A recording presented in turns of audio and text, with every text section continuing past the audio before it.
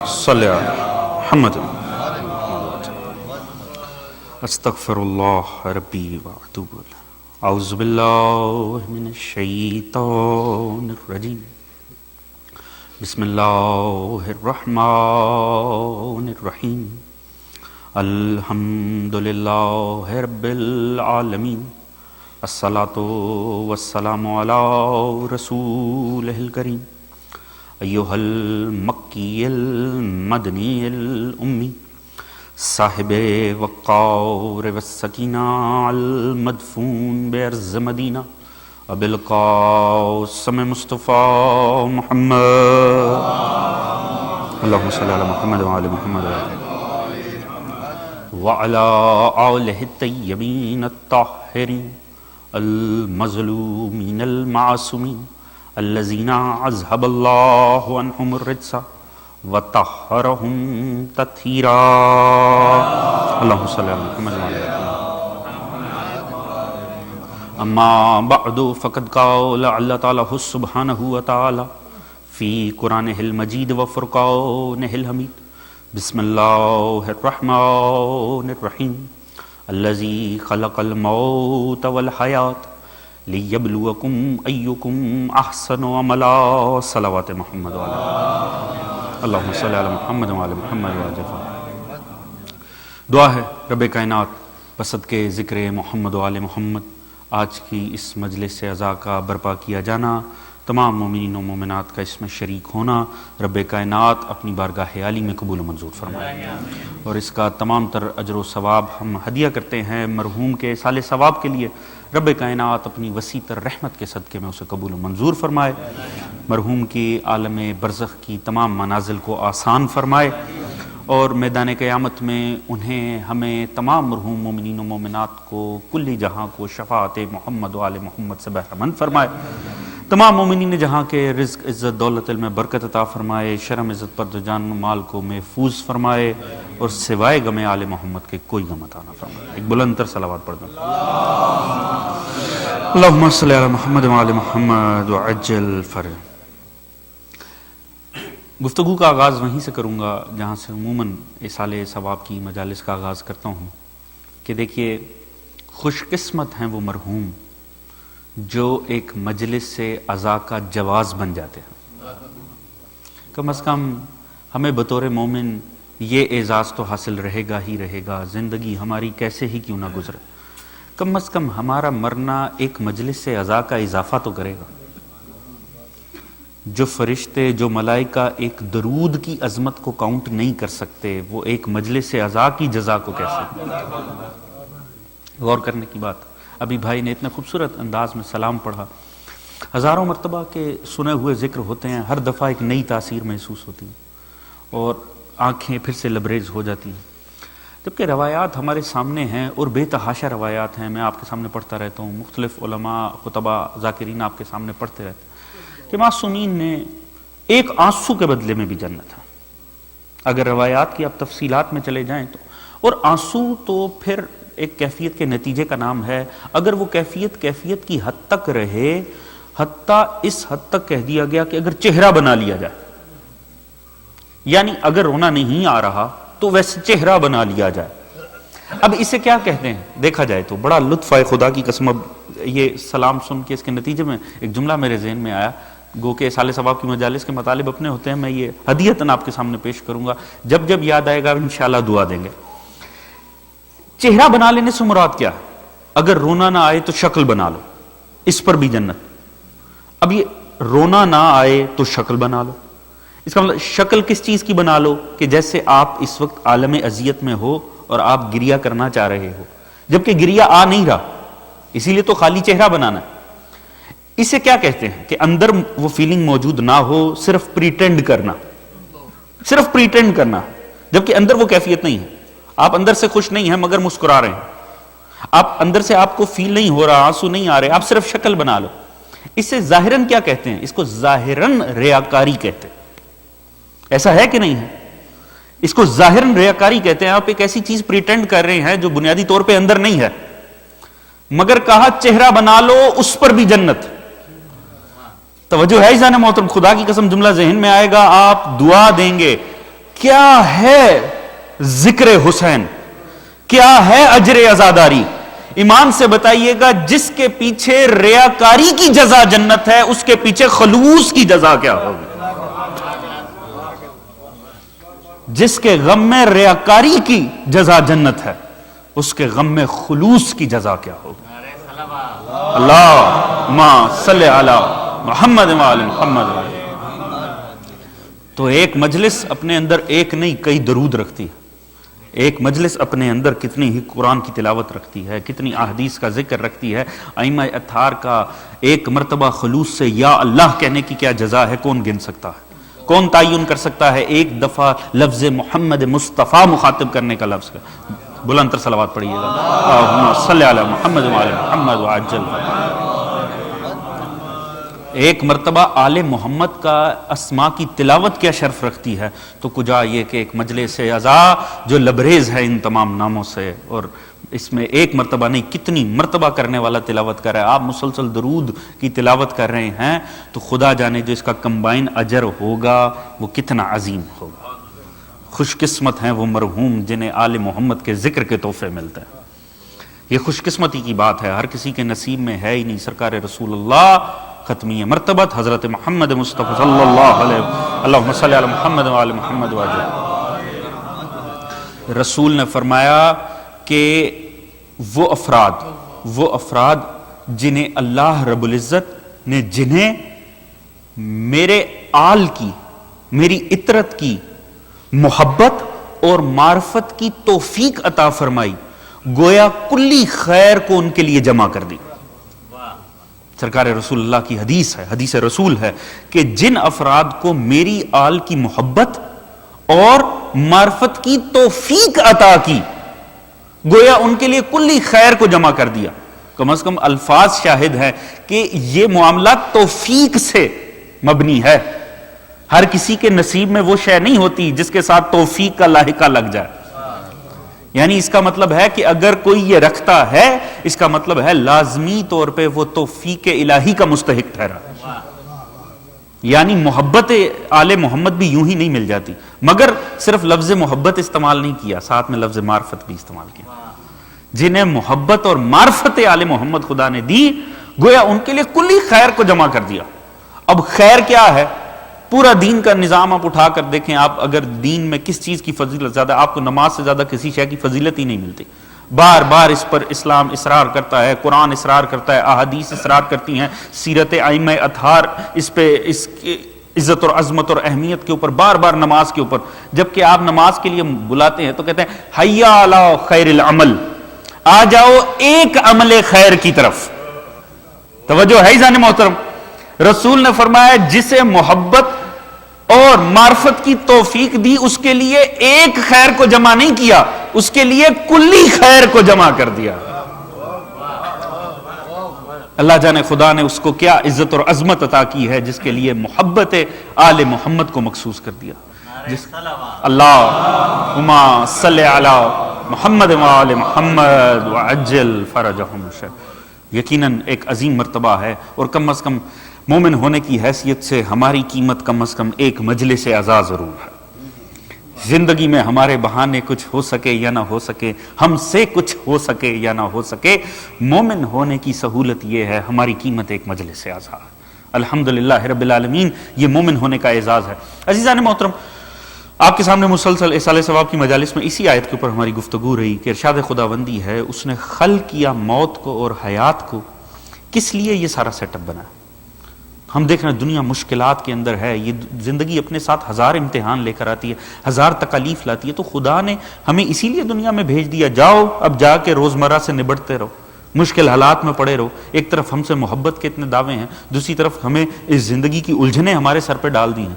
کیا خدا تعالیٰ نے اس لیے ہمیں یہ پیدا کیا تھا ہمیں یہ ساری شب و روز کی زحمتیں سہنی پڑیں، ہمیں یہ دنیا کی نافرمانیاں دیکھنی پڑیں، اختلافات دیکھنے پڑیں، جھگڑے دیکھنے پڑیں؟ آخر کس لیے اس نے یہ پورا سیٹ اپ بنایا؟ یہ پورا سسٹم کس لیے اس نے ریز کیا، کیوں کھڑا کیا، اور کس لیے نہیں؟ ایکم احسن عملا، یہ دیکھنے کے لیے کہ تم میں بہترین عمل کون انجام دیتا۔ خدا نے اس لیے یہ سارا نظام کریٹ کیا ہے تاکہ دیکھے کہ احسن عمل کس لیے انجام دیتا۔ یعنی ایک دیکھنے والا دیکھ رہا ہے تو اس کا مطلب ہے ہم حالت امتحان میں ہیں. اگر کوئی ممتحن ہمیں یہاں چھوڑ کر ان نظاموں میں ڈال کر اوپر سے واچ کر رہا ہے تو اس کا مطلب ہے اس وقت ہم حالت امتحان میں ہیں. اور کب سے کب تک؟ اس نے کہا خلق کیا موت اور حیات کو، یعنی وہ جو دو لمحے، ایک حیات کا لمحہ ہے، ایک لمحہ موت کا ہے، ان دو لمحوں کے درمیان چاہے ایک سانس ہے چاہے اربوں سانسیں ہیں، ہم ہر وقت حالت امتحان کے اندر. یعنی اس وقت یہ دو سانس، ایک پہلی سانس ایک آخری ہچکی، اس کے درمیان جتنا بھی وقت ہے وہ سارا وقت کسی قسم کی فرصت نہیں ہے، وہ صرف اور صرف مہلت کا وقت ہے. کون ہے جو بہترین عمل کرتا؟ اب جو اس قسم کی اس مضمون کی حامل آیات ہے، کیا یہ ہمیں ڈرانے کے لیے؟ اس کا مطلب کیا ہے؟ ہم زندگی کے لطف چھوڑ دیں؟ یہ زندگی اپنے ساتھ جو خوبصورتیاں لے کر آتی ہے، رویوں کی خوبصورتیاں، رشتوں کی خوبصورتیاں، دنیا کے مختلف لطائف، کیا ان کی طرف متوجہ نہ رہیں؟ کیا صرف اور صرف گر جائیں خدا کے آگے اور سر سجدے میں ہی رہے اور اس کے علاوہ اٹھے ہی نہ؟ نہیں، قطعاً خدا تعالی نے کسی صورت لطف انسانی پر پابندی نہیں لگائی. یہ تمام آیات صرف یہ بتاتی ہیں کہ اس لطف میں ایسے نہیں پڑ جانا کہ اپنے مقصد حیات کو ہی بھول جاؤ. یعنی اس میں ایسا ملوث نہیں ہونا کہ تم اس ذات پروردگار کو ہی بھول جاؤ کہ جس نے تمہیں یہاں بھیجا. ہاں، نتیجے کے اوپر نگاہ رکھو، کوئی ایسا عمل سرزد نہ ہو کہ جو امتحان کے رزلٹ کو خراب کر دے.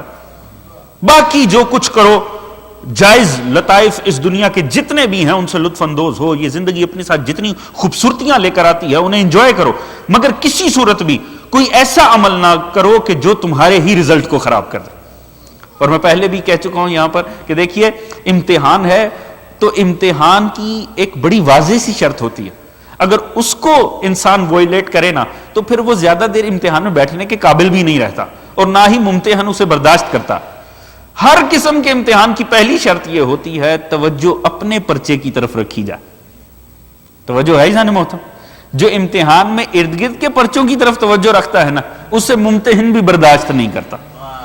لہٰذا اس شرط کا خیال ہونا چاہیے، انسان بجائے اس کے زمانے کی تو فکر ہو، رشتہ داروں کی تو فکر ہو، دوست احباب کے تو نامہ اعمال کی فکر ہو، انسان اپنے ہی پرچے سے توجہ ہٹا لے.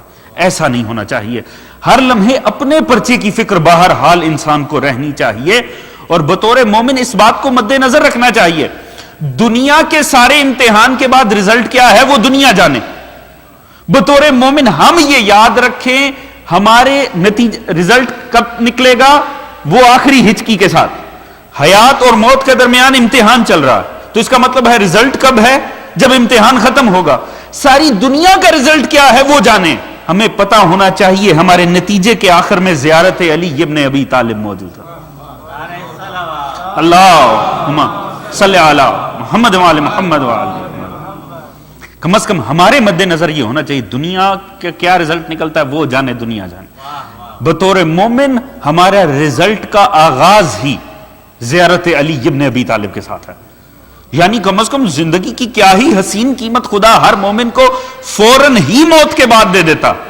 یعنی موت کو اگر اس رخ سے دیکھا جائے کہ ہر مومن کے لیے اس بات کو مخصوص کیا گیا قبر میں زیارت علی ابن ابی طالب کو، اس کا مطلب ہے موت کی جو فوری قیمت ملے گی اور کچھ ملے یا نہ ملے بعد کی بات ہے. عالم برزخ بعد کی کیفیت ہے، میدان بیشر بعد کی کیفیت ہے، حوض کوثر بعد کے لمحات ہیں، حساب و کتاب دائیں بائیں ہاتھ میں بعد کی بات ہے. زیارت علی موت کے فوری بعد کی بات ہے. اللہم صلی علی محمد وعلی محمد وعجل فرج. توجہ ہے جانے محترم؟ خدا کی قسم بطور مومن پہچانیے تو پھر اگر انسان اپنی زندگی کی قیمت نہ کرے، اور ایسا اب اس بات کی احتیاط رہنی چاہیے کہ فوت ہونے کے بعد انسان کو اتنا ڈر ہونا کہ میرا نامہ اعمال کو میرے باپ نے دیکھنا ہے یا سنانا میرے باپ نے، تو ہمیشہ سے فکر رہتی ہے. جن کا اکیڈمک پیریڈ پیچھے گزرا ہے خصوصاً پاکستان میں جہاں باپ حساب بھی لیتے ہیں تو کمال انداز میں لیتے ہیں، تو سوچئے زندگی کے آخر میں فوری یہ چہرہ علی ابن ابی طالب کو دکھانا. انسان یہی سوچ لے تو کردار کی اصلاح کے لیے کافی ہے. کہ یہ فوراً ہی زیارت علی ابن ابی طالب ہونی ہے. خدا سے معاملہ بعد میں دیکھی جائے گی، پہلے تو زیارت علی ابن ابی طالب کا. لہٰذا انسان اس بات کو مد نظر رکھے، جتنا چل رہا ہے یہ امتحان چل رہا ہے. اور کامیابی کا اعلان بھی مولائے کائنات، خوش قسمتی ہے خدا کی قسم، توفیق الہی کا نتیجہ ہے کہ مولا دنیا میں نہیں آئے. آغاز کی آیات جو آپ نے پڑھی رسول کے ہاتھوں پہ، قد افلح المؤمنون، تحقیق مومنین کامیاب ہو گئے. یعنی یہ تو امتحان ہے، ایک سانس سے آخری سانس تک یہ امتحان ہے، مگر اسی دنیا میں مولا امیر المومنین نے قرآن پڑھ کر نتیجہ بتا دیا کہ کامیاب کون ہوں گے. تحقیق مومنین کامیاب ہوں گے. الذین هم فی صلاتہم خاشعون، بنیادی طور پہ جو اپنی صلات کی حفاظت کرتے ہیں وہ کامیاب ہیں جو صلات کی حفاظت کرتے ہیں. ظاہراً بے شک ایک نماز مراد ہے، صلات مراد نماز، مگر یہاں کیا مراد ہوا؟ نماز کی حفاظت کرنا. صلات سے مراد کیا؟ ایک کلی کردار صلات، پورا کردار. جناب ابراہیم نے جو دعا مانگی تھی اور خصوصاً آل محمد کے حوالے سے مانگی تھی، جب جناب اسماعیل کو اور ہاجرہ کو چھوڑ کر جا رہے تھے، فرمایا تھا کہ یا اللہ انی اسکنت من ذریتی بواد غیر ذی زرع عند بیتک المحرم ربنا لیقیموا الصلاۃ فاجعل افئدۃ من الناس تهوی علیہم. یا اللہ میں اپنی ذریت کو اس جگہ کے اوپر، یہ مکہ کے اندر میں اپنی ذریت کو چھوڑ کے جا رہا ہوں، یہ یہاں آباد ہوگی، یہ ایسا علاقہ ہے جہاں زراعت نہیں ہے، یہاں چھوڑ کر جا رہا ہوں، جب میری یہ نسل اپنے کردار کا اظہار کرے. ظاہراً کیا مانا کہ جب یہ صلات کو قائم کریں تو لوگوں کے دلوں کو ان کی جانب جھکا دینا. اگر جب میری یہ نسل پاک و پاکیزہ نسل میری، یہ میری ذریت ابراہیم کون ہے؟ درود ابراہیمی میں آپ جانتے ہیں ذریت ابراہیم آل محمد ہے. یعنی ابراہیم نے اس وقت دعا مانگی تھی، سورہ ابراہیم میں موجود ہے کہ جب میری یہ نسل صلات قائم کرے. تمام تفاسیر نے لکھا یہاں مراد یہ ہے جب محمد و آل محمد اپنے کردار کا اظہار کریں. اللہم صلی علی محمد و آل محمد وعجل فرج. تو ابراہیم نے دعا مانگی کہ انسانوں کے دلوں کو تو ان کی جانب جھکا دینا جب ان کے کردار کا اظہار ہوگا. کم از کم اس سے ہمارے سامنے انسان کی تعریف ہی آ جاتی ہے کہ انسان کہتے کسے امت مصطفیٰ میں جو محمد و آل محمد کا کردار دیکھ کے ان کی طرف جھک جائے، حقیقتاً انسان ہی وہ ہے. تو جو یہ کردار دیکھ کر بھی نہ جھکے، کم از کم اولئک کالانعام بل ہم اضل، انسانوں کے زمرے میں نہیں ہے، حیوان ہیں، ان سے بھی بدتر ہیں. تو عزیزان محترم کیا ہے کہ صلات سے مراد پورا کردار. نتیجہ دے دیا مولا کائنات نے دنیا میں آتے ساتھ ان آیات کی تلاوت کر کے کہ کامیاب وہ ہوں گے جو اپنے کردار کی حفاظت کرتے ہیں. یہ امتحان ہے، یہ دارالامتحان ہے، مگر مولا پہلی نتیجہ آؤٹ کر رہے ہیں کہ لو جواب بتائے دیتا ہوں کہ اصلاً کامیاب کون رہے گا؟ وہ رہے گا جو اپنے کردار کی حفاظت کرتا ہو. اب کردار کی حفاظت میں ہر چیز آ جاتی ہے.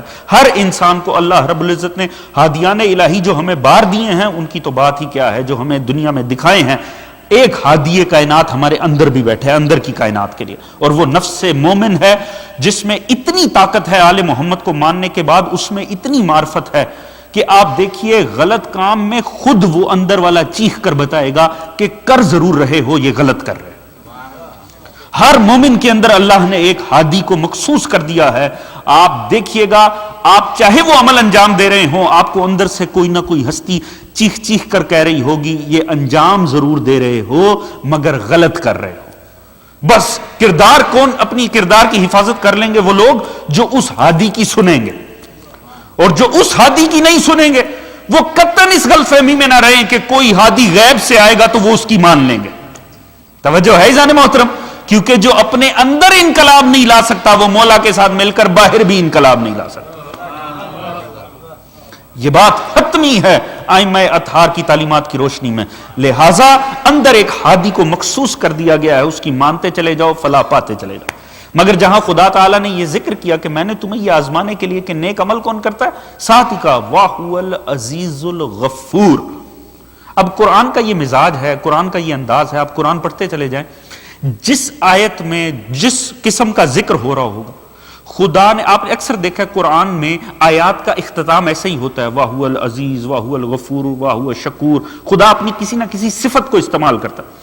مگر جب بھی کوئی آخر میں صفت آتی ہے نا، آپ اس کو پچھلے کانٹیکسٹ میں دیکھیں گے، جس انداز کی گفتگو چل رہی ہوگی خدا اس سے ریلیٹڈ صفت کو استعمال کرے. یعنی اگر کہیں خدا غصے بھری قہر بھری بات کر رہا ہے تو آخر میں آپ کبھی یہ نہیں دیکھیں گے خدا کہہ رہا ہوگا میں بڑا رحیم ہوں، میں بڑا کریم ہوں. خدا جس سے اپنے جبار ہونے کی بات کرے گا، قہار ہونے کی بات کرے گا، عادل اور منصف ہونے کی بات کرے گا. جہاں آپ رحمت اور شفقت کا تذکرہ دیکھیں گے وہاں آپ کو آیت کا اختتام خدا کی کوئی ایسی صفت نہیں ہوگی جو سخت قسم کی صفت استعمال نہیں کرے گا، رحیمی اور کریمی کی بات کرے گا. جہاں اس نے زندگی کے امتحان کی بات کی آخر میں کہا وَهُوَ الْعَزِيزُ الْغَفُورُ، میں صاحب عزت ہوں اور میں مغفرت کرنے والا. توجہ ہے جانے محترم؟ دیکھیں خدا نے اپنی کون سی صفات کو استعمال کیا. عزت دار آدمی ہمیشہ معاف کرتا. توجہ ہے جانے محترم؟ عزت دار انسان ہمیشہ بخشش اور رعایت ضرور دیتا. اس نے آخر میں کہا میں عزیز بھی ہوں میں غفور بھی ہوں، یعنی میں مغفرت بھی کرتا ہوں. یعنی اس سارے امتحان کے سلسلے میں کہیں مایوس نہ ہو جانا. میں ہوں اور میں عزیز بھی ہوں میں غفور بھی ہوں. یعنی جو ممتحن تمہارا امتحان لے رہا وہ صاحب مغفرت بھی ہے. امتحان لینے کا یہ مطلب نہیں ہے وہ ایسا عادل ہے کہ جو رزلٹ نکلے گا اس کے مطابق ہی وہ فیصلہ کر دے گا، پھر تو سارے ہی مارے جاتے. اس نے کہا نہیں میں مغفرت کرنے والا بھی ہوں، اور وسیلے بھی کھڑے کر دیے مغفرت کے لیے تاکہ یہ نہ ہو کہ تم اس زندگی سے مایوس ہو جاؤ. لہٰذا ایسے وسیلے بھی بنا دیے کہ اگر اپنی زندگی میں گناہوں سے مایوسی ہے بھی تو خدا کو واسطے دیتے چلے جاؤ اور خدا سے کامیابی لیتے چلے جاؤ. اللہم صلی علی محمد وعلی محمد وعجل فرج. مگر ایک بات حتمی ہے اور اس میں کوئی شک و شبہ نہیں ہے، شفاعت ہمارا ایمان ہے. شفاعت محمد و آل محمد، شفاعت انبیاء، شفاعت کامل الایمان افراد، یہ ہمارا ایمان ہے، اس میں کوئی شک و شبہ نہیں ہے. مگر اس انسان کے لیے جو اپنے کردار کی حفاظت کرتا ہے، جس سے فکر ہے خدا اس کو جزا دینے کو تیار ہے. شفاعت کا مطلب قطعاً بھی ہم جانتے ہیں، ہمارے سامنے روایات ہے. سعد بن معاذ، کتنی معروف روایت ہے سعد بن معاذ کے جنازے کی. ماں کہہ رہی ہے سعد قبر سے مخاطب ہو کر کہہ رہی ہے، دفنا دیا جب رسول نے صحابی کو اپنے دفنا دیا، قبر سے مخاطب ہو تو کتنا خوش قسمت تھا کہ رحمت للعالمین تیرے تمام تشیع و جنازہ کے اندر شریک ہوئے، تجھے لے کر اپنے ساتھ چلے، تیری قبر تجھے قبر تک اتارا ہے. تیرے سے زیادہ خوش قسمت کون ہے، تو بخشا گیا.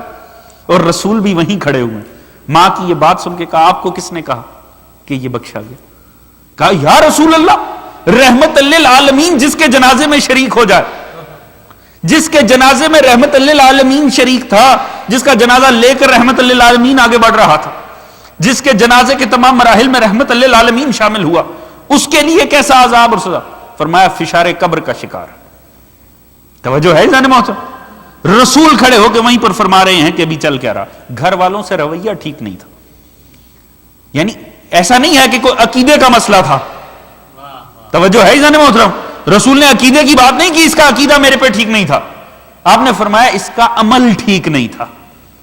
رحمت للعالمین جنازے میں شریک ہے مگر فرما رہے ہیں کہ اس وقت فشار قبر.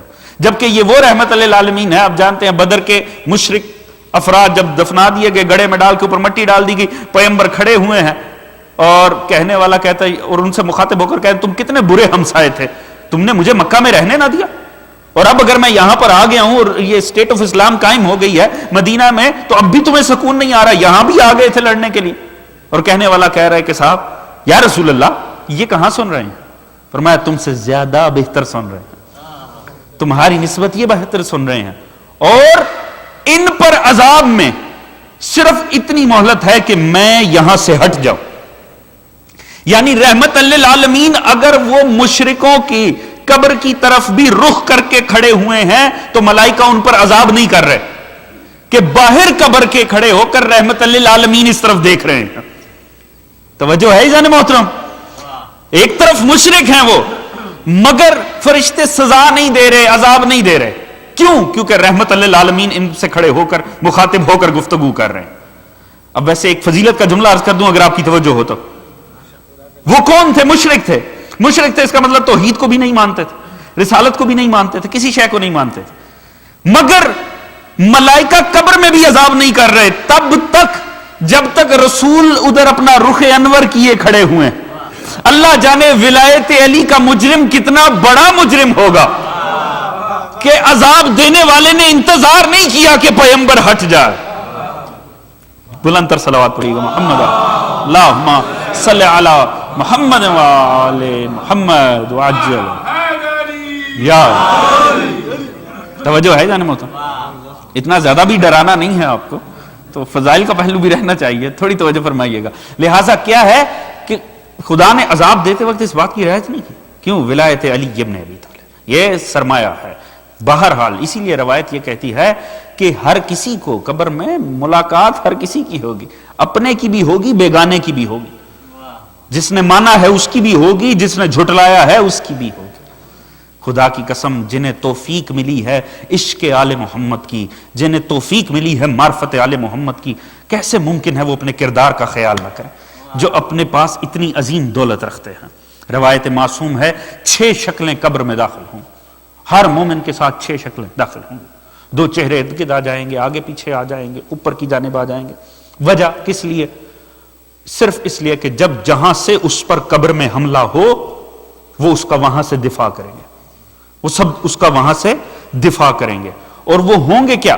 فرمایا ایک شکل اس کی نماز ہوگی، ایک اس کا روزہ ہوگا، ایک اس کا حج ہوگا، ایک اس کا خمس ہوگا، 5ویں شکل اس کی کیا ہوگی؟ اس کے کار حسنہ، اس کے اعمال خیر جو اس نے جگہ جگہ غریب کی مدد کی ہوگی، دوسروں کے کام آیا ہوگا، کمیونٹی میں اچھے طرح سے لوگوں سے ملا ہوگا، وہ ایک شکل اس کے کار خیر ہوگی۔ اور یہ 5 ہر طرف سے اس کا دفاع کریں گے۔ مگر 6ٹھی شکل فرمایا جب وہ قبر میں داخل ہوگی نا، اس نورانی شکل کے سامنے باقی سب کا نور ماند پڑ جائے گا۔ اللہم صلی علی محمد وآل محمد وعجل فرج۔ وہ تمام شکلیں اپنا نور کھو بیٹھیں گی، جب وہ 6ٹھی شکل داخل ہوگی اس کی نورانیت کے سامنے ان کے نور ماند پڑ جائے گا۔ تو یہ سب حیران ہو کر پوچھیں گے کہ ہم حج ہے، یہ زکوٰۃ ہے، خمس ہے، یہ اس کے کار خیر ہیں، یہ تمام ہے، روزہ ہے، تو کیا ہے کہ تیرے آگے ہر کسی کی عزت اور عظمت مان پڑ رہی ہے؟ اس وقت وہ شکل مخاطب کر کے کہے گی میں اس کی عشق آل محمد ہوں۔ اللہم صلی علی محمد وآل محمد۔ یہ ساری زندگی جو اس نے حبدار آل محمد رہا، یہ ساری زندگی آل محمد سے مخلص رہا، یہ ولایت آل محمد کا عقیدہ رکھتا تھا، میں وہ ہوں، آج اس کی قبر میں مدد کے لیے آئی ہوں۔ حبدار کے لیے خدا کی قسم جسے خدا نے توفیق دی ہے، جنہیں دی ہی نہیں ان کے لیے تو دعا مانگی جائے، مگر جنہیں خدا نے دی ہے انہیں حق ادا کرنا چاہیے، جنہیں ملی نہیں ان کے حق میں بھی دعا ہونی چاہیے، ان سے سختی کیسی دعا مانگنی چاہیے، یا اللہ تو نے ہمیں یہ توفیق دی، ان کے نصیب میں بھی لا۔ یا اللہ جو نہیں جانتے آل محمد کو اور نسل در نسل غفلت میں پڑے ہوئے ہیں، یا اللہ انہیں بھی اس در سے منسلک فرما، انہیں بھی یہ الہی کردار عطا فرما جو تو نے ہمارے دامن میں ڈالے ہیں، ان کے بھی دامن حیات میں یہی رزق عظمت عطا فرما، ان کو بھی حبدار آل محمد بنا۔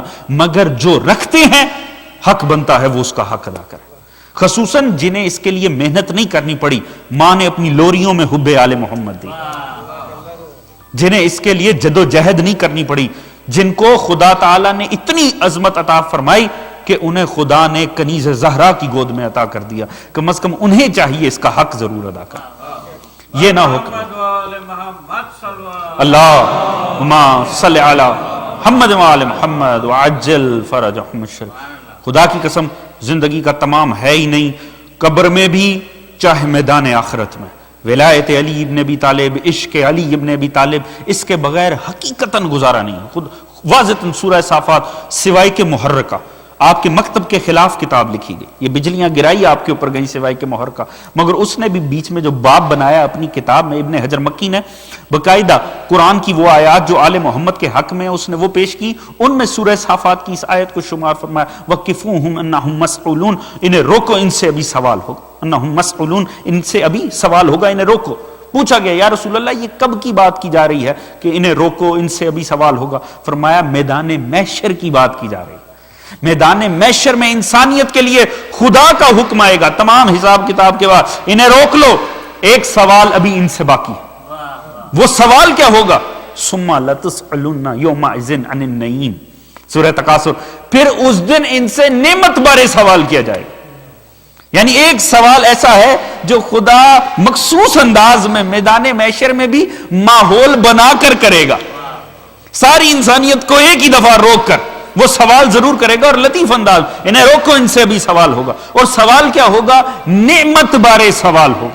آپ کے اور میرے چھٹے امام جعفر صادق علیہ السلام، اللہم صلی علی محمد وآل محمد معصوم بیٹھے ہوئے تھے اور پاس یہ امام کائنات بیٹھے ہوئے تھے، پاس امام اعظم بیٹھے ہوئے تھے.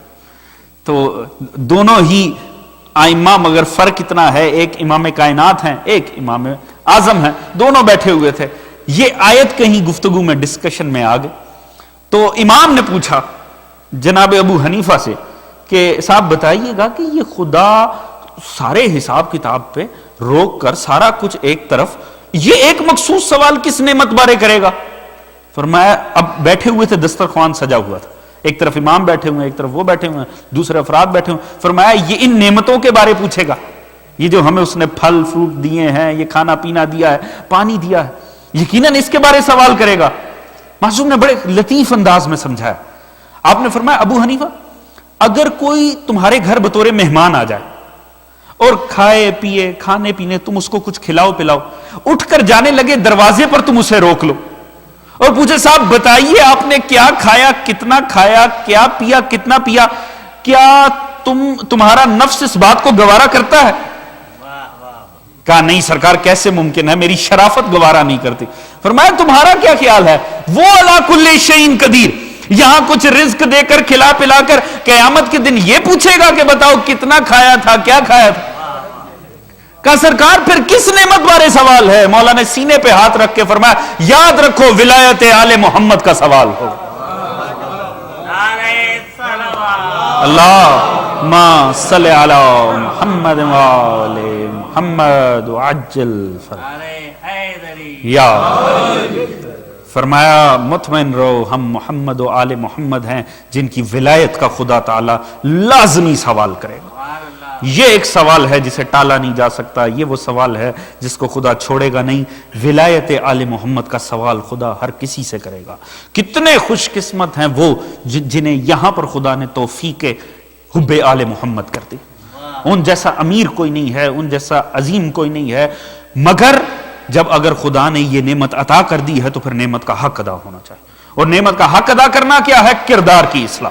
انسان ہر لمحے اپنی کردار کی ایک معنی نہیں ہے کہ نماز پہ کھڑا ہو جائے، روزوں پہ روزے رکھے، جو چیز کردار سے تعلق رکھتی. اسی وجہ سے میں کئی مرتبہ آپ کے سامنے پیش کرتا ہوں، اور یہ ایک ایسا پیغام ہے جو کہ مسلسل ہے اور رہے گا جاری، کہ شریعت اسلامیہ آپ کو ثواب کمانے کو واجب نہیں گردانتی، گناہ سے بچنے کو واجب گردانتی.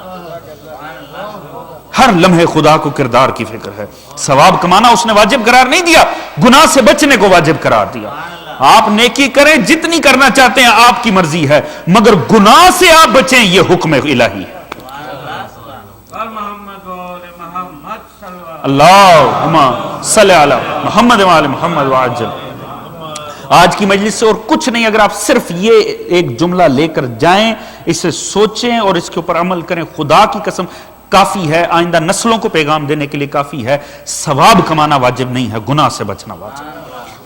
جتنی آپ ثواب کمانا چاہتے ہیں، جو جس انداز میں آپ سمجھتے ہیں وہ چیز صاحب ثواب و جزا ہے، آپ وہ کریں، بہت اچھی بات ہے. جتنا کر سکتے ہیں کریں، وہ آپ کے اوپر ہے، مگر گناہ سے بچنا لازمی ہے.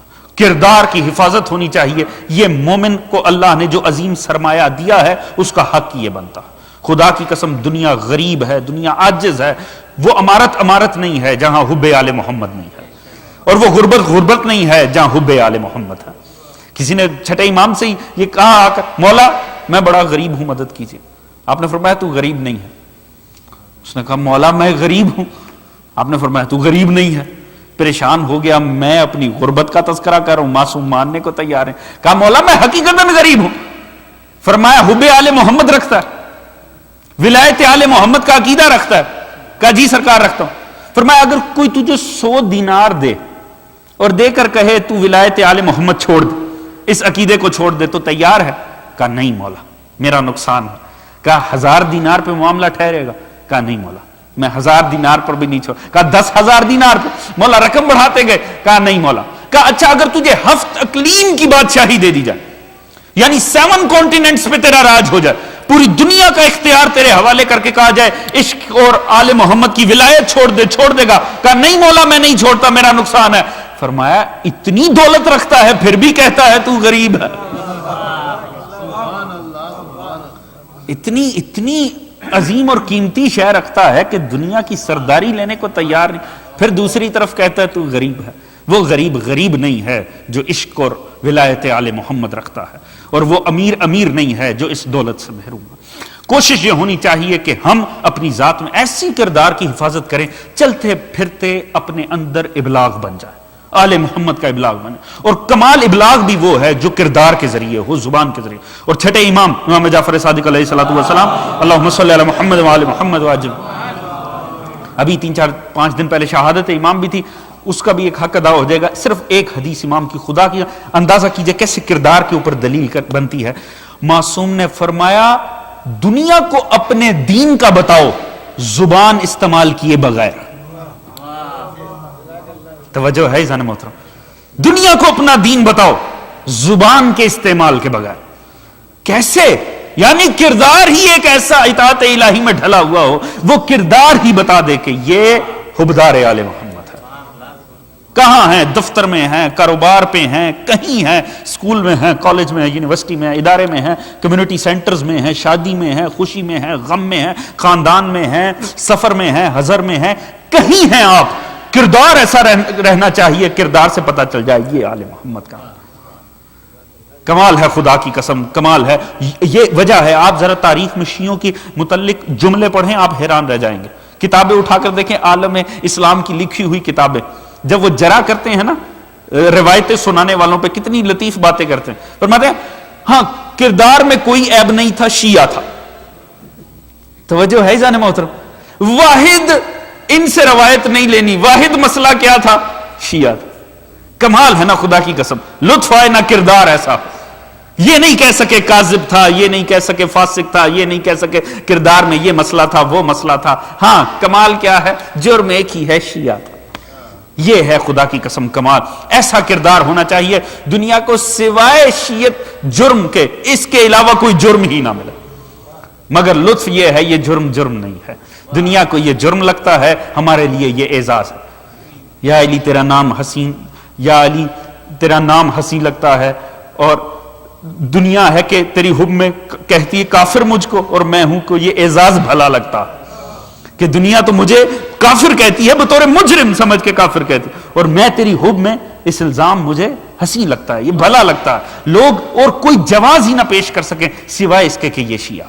ایسا کردار رہے, دفتر میں ہوں, کہیں ہوں, اپنے معاملات زندگی میں. یہی مقصد دین ہے, یہی صرف دین کا سرمایہ ہے. خدا نے امتحان بنایا ہے پہلی سانس سے لے کر آخری سانس تک, اور مولا امیر نے بتا دیا ہے کہ کامیابی اس کے لیے ہے جو کردار کی حفاظت کرتا. بس عزیزان محترم, 2 جملے مصائب کے آپ کے سامنے پیش کروں. جہاں تک بات شفاعت کی ہے, میں نے پہلے بھی عرض کی, شفاعت ہمارا ایمان ہے, ہمارا عقیدہ ہے, یقیناً ہمیں ملے. اور ہماری قوم کا تذکرہ جس جگہ سے چھڑا, ساتھ میں شفاعت کا تذکرہ بھی ہوا. پہلی دفعہ جب ہمیں بطور قوم مخاطب کیا گیا, شفاعت کو وہیں سے لازمہ قرار دیا گیا. امام حسین علی مقام کی ولادت پر جب رسول نے فرمایا بیٹی زہرا اللہ ایک قوم پیدا کرے گا, یعنی ہمارا تذکرے کا باقاعدہ آغاز رسول نے کیا کہ بیٹی فاطمہ آپ مایوس ہو رہی ہیں کہ آپ نہیں ہوں گی حسین کو رونے کے لیے, میں نہیں ہوں گا, علی نہیں ہوں گے, حسن نہیں ہوں گے, فاطمہ خدا ایک قوم پیدا کرے گا جس قوم کے جوان اس کے جوانوں کو روئیں گے, جس کے بچے اس کے بچوں کو روئیں گے, بوڑھے بوڑھوں کو روئیں گے, عورتیں بچے, اور اس خدا ایک قوم پیدا کرے. اب قوم کا تذکرہ آیا, جیسے ہی ہمارا تذکرہ آیا ساتھ میں جناب زہرا نے شفاعت کی بات کر. اچھا بابا پھر ایسی قوم ہوگی تو بابا بس پھر یہ زہرا تب تک جنت میں نہیں جائے گی جب تک ایک ایک شخص جنت میں نہ چلا جائے. اللہ اکبر. اسی لیے رسول نے فرمایا یہ فاطمہ ہے نار جہنم سے چھڑانے والی. یعنی جیسے ہی قوم کا تذکرہ آیا ویسے ہی شفاعت کا تذکرہ آیا. ہمارا ایمان ہے جناب زہرا کی ذات پہ. خدا کی قسم ایک روایت اور بات ختم کروں گا. راوی کہتا ہے ایک دن چند دن کے لیے رسول اللہ 2-3 دن کے لیے لوگوں کی نظروں سے اوجھل ہو گئے. بڑے لوگ تعجب میں آئے, صحابہ پریشان ہوئے, کہاں چلے گئے ہیں, ڈھونڈنا شروع کیا گیا. بڑی مشکل سے رسول اللہ ایک غار میں ملے. کس انداز میں کہ رسول نے سر سجدے میں رکھا ہوا اور آنسو ہیں کہ ان سے تمام غار کا تمام غار کا فرش بھر چکا ہے پیغمبر کے آنسوؤں سے، اور ایک ہی بات کریں، یا اللہ میری قوم کو بخش دے، یا اللہ میری امت کو بخش دے، یا اللہ میری امت کو بخش دے۔ صحابہ نے کہا سرکار چلیے، مدینہ ویران ہو گیا آپ کے بغیر، حسن و حسین آپ کو تلاش کر رہے ہیں، ہر کوئی پریشان ہے، سرکار چلیے۔ آپ نے فرمایا تب تک نہیں جاؤں گا جب تک خدا ضمانت نہیں دے گا، جب تک خدا شفاعت کی ضمانت نہیں دے گا میں نہیں جاؤں گا۔ لوگ مایوس ہوئے، در زہرا پر آ گئے اور آ کر جناب سیدہ سے استغاثہ کیا، کہا بی بی آپ کے بابا مل گئے ہیں مگر آنے کو تیار نہیں ہے۔ فرماتے ہیں جب تک خدا ضمانت شفاعت نہیں دے گا، جب تک معاف کرنے کی بات نہیں کرے گا، میں اٹھ کر نہیں آؤں گا۔ یہ اہل سنت نے اس روایت کو لکھا، اہل سنت ماخذ میں موجود ہے۔